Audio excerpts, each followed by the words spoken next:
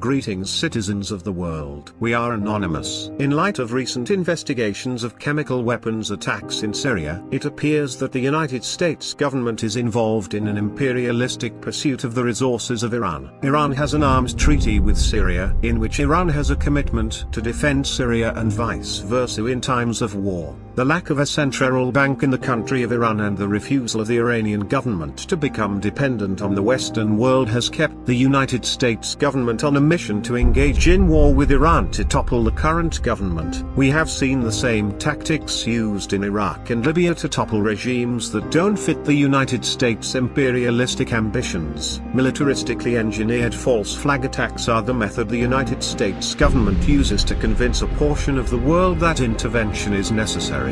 Chemical weapons were used to murder hundreds of Syrian people in a suburb of the Syrian city of Damascus. Although the initial reports claimed that the Assad-led government of Syria was responsible for the attacks, it is now believed by both investigators and other world leaders that the United States-backed Syrian National Coalition is responsible for the attacks. It's also believed they are using these war crimes to give an excuse for the United States government to intervene in the region.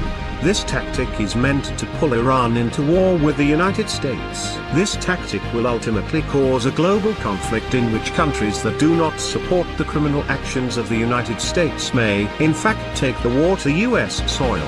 War is not supported by the US majority and has only seemingly been supported by the citizens of the United States in recent years. In this instance, it is overwhelmingly opposed by the majority of US citizens.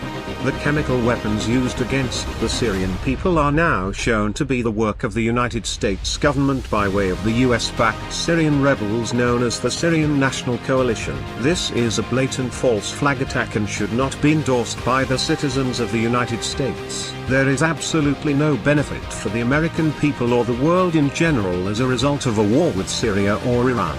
As citizens of the world, the majority of us are completely opposed to large-scale warfare, and the impending war with Syria and Iran must be opposed in every non-violent way at our disposal. The liberation of the Syrian people should not be decided by the interests of other nations or even a council of other nations. Both Syria and Iran are independent nations and should remain independent nations.